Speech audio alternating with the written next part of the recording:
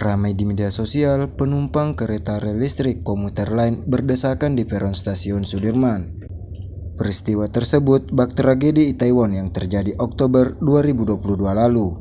Diketahui, penumpang KRL berdesakan akibat peron stasiun Sudirman Lama arah Cikarang overload.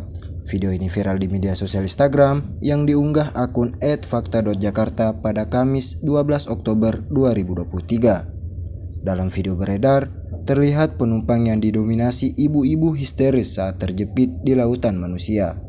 Selanjutnya, nampak juga salah satu wanita memberikan kode bahwa peron telah penuh.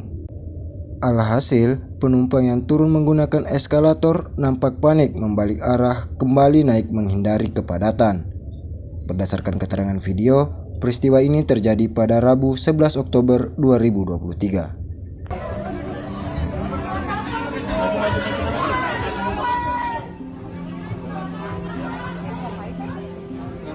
Mana sih petugas?